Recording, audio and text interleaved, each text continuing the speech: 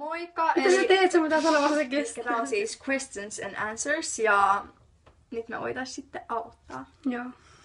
Kui vanhoja ootte? Me molemmat ollaan siis 02, mutta mä oon 13 jo. Ja mä oon 12 vielä, koska me teetään sitten vasta siinä lokakuun puolella. Instagram vai Ask?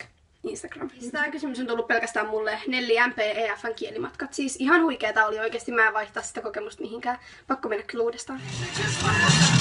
Lempihajuvedet tai podimisti? No, mulla on tää.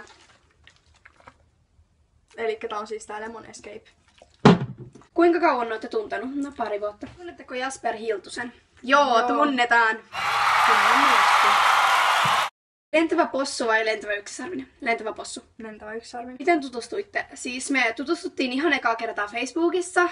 2013 joskus, kun mä menin puhua Kamilalle, tai sitten oli puhua mulle, mä en muista. Joo, ja siis sitten me sovittiin, että me voitais nähdä livenä, ja sitten kun me hengattiin kai vissiin ekaa kertaa tuossa Jokkarin koululla, niin sitten meitä tuli molemmilla hirveä vessahätä, ja sitten oli pakko päästä niin jotenkin vessaan, ja missä ei ollut vessaa, kun koulukaan ei ollut enää auki. Ja sitten nähtiin, että joku pikkutyttö meni siihen Jokkarin koulun viereisiin kerrostalorakennuksiin, niin sitten juostiin sinne molemmat, niin kuin lähdettiin menee ihan sikanopeasti sitten sinne, ja sitten oli sellainen aita, niin kuin, että Nelli niin kuin oli kiipeämässä yli, ja sitten mun piti niin kuin mennä sen jälkeen.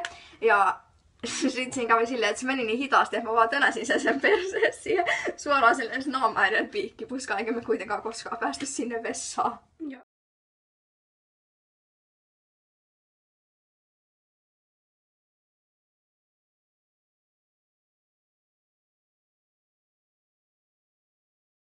Huonoin koenumero. No, mulla on 5-. No 3, koska siis mä en edes tiedä, miten kokeesta voi saada 3, mutta kun mä olin siis Ranskan tunnilla, niin sitten me tehtiin siinä jotain kokeita ja sitten siis se on merkki siinä. 3 sanoilla kuvailette toisianne. ADHD-lapsi,